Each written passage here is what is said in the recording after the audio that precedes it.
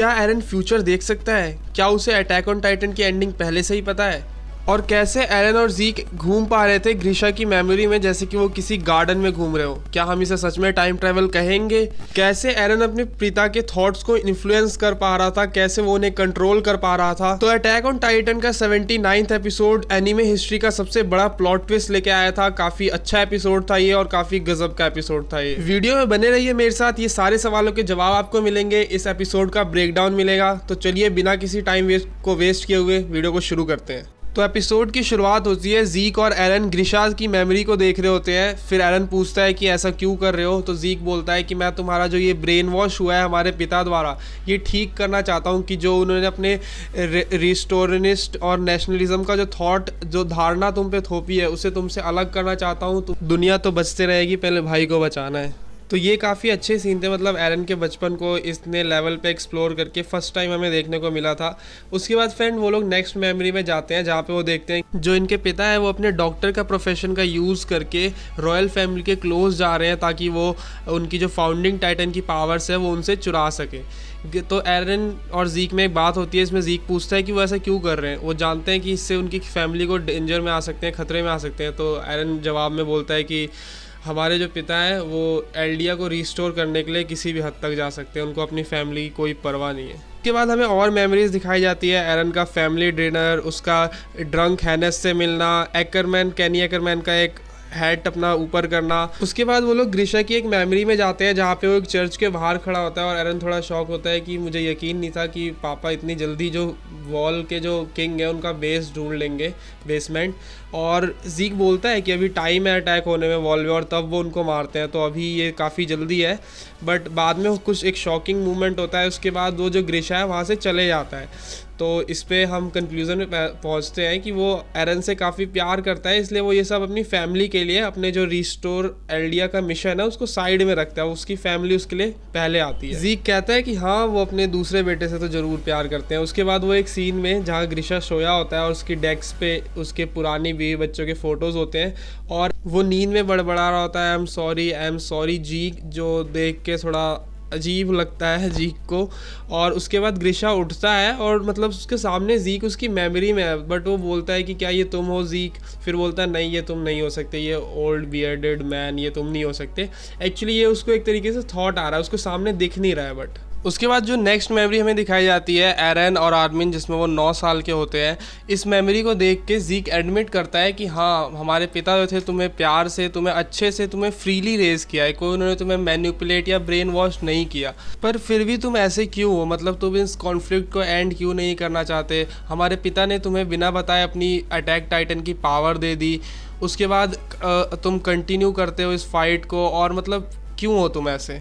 जवाब में एरन बोलता है कि मैं बचपन से ही ऐसा हूँ, जब से मैं पैदा हुआ हूँ। अगर कोई मेरे से मेरी आज़ादी छीनने की कोशिश करेगा तो मैं उससे उसकी छीनने में कोई हिचकिचाऊंगा नहीं।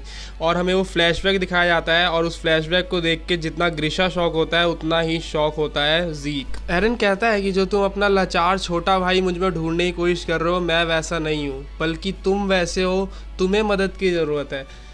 तुम्हें देखने में मुझे ऐसा लगता है कि तुम एक आदमी हो जो कि अपने बारे में कुछ नहीं जानता। वो सिर्फ अपने आप को इसी बात से डिफाइन कर सकता है कि उसके बाप ने उसके साथ कितना गलत किया, जिसकी ज़िंदगी का सिर्फ एक ही मकसद है, अपने बाप की विशेस को पूरी तरीके से डिस्ट्रॉय कर देना। बदले में ज़ीक कहता है हाँ सही कह रहे हो, मैं जो भी हूँ अपने पिता की वजह से हूँ और आज मैं इस दुनिया को बचाने वाला हूँ, लेकिन सबसे पहले मैं तुम्हें बचाऊँगा। जैसे मिस्टर क्रोगर ने मेरी हेल्प की थी, मैं तुम्हारी हेल्प करूँगा, तुम्हारी आँखें खोलूँगा। इसके बाद हमें अटैक ऑन टाइटन के फर्स्ट एपिसोड के सीन को थोड़ा एक्सपैंड करके दिखाया जाता है, जहाँ पे ग्रीशा एक लेटर लिख के और उस फोटो को उसमें लगा के उसको ड्रॉवर में रख के ताला बंद कर रहा है। उसके बाद वो अपने घर जाता है और एरन को बताता है कि अभी मुझे कुछ दिनों के लिए जाना है और मैं वादा करता हूँ कि आने के बाद मैं तुम्हें बेसमेंट में जो सीक्रेट है वो मैं तुम्हें बताऊँगा। और वो चाबी दे के चला जाता है। उसके बाद हमें दिखाया जाता है कि वो उस चर्च की तरफ जा रहा है जहाँ पे वो ट्रैप डोर है, उसके अंदर से घुस के फिर वो चले जाता है एल्डियन जो रॉयल ब्लड है, रॉयल फैमिली है, उनसे बात करने। उनको बताता है कि मैं भी आप ही की तरह सब्जेक्ट ऑफ ईमिर हूँ आउटसाइड द वॉल से,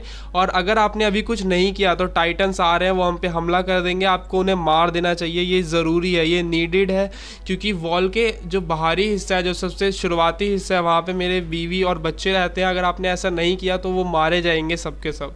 इसके जवाब में जो फ्रीडा रीस होती है, जिस पर अभी फाउंडिंग टाइटन की पावर है, वो कहती है कि हमने वॉर ना करने की कसम खाई है और हम पहले ही टाइटन वॉर्स के थ्रू जो हुआ था हम काफ़ी तबाही मचा चुके हैं, और यही एलडीए के जो हमने पाप किए हैं ये उसकी एटोनमेंट टाइप की, उसका पश्चाताप है कि जो हो रहा है उसे वैसे होने दो, ये हमारे कर्मों का फल है। जवाब में ग्रिशा कहता है कि ये कर्मों का फल है, मतलब जो बाहर लोग जानते भी नहीं है ये सब, वो अब मरने वाले हैं और इसे आप एटोनमेंट कहते हैं।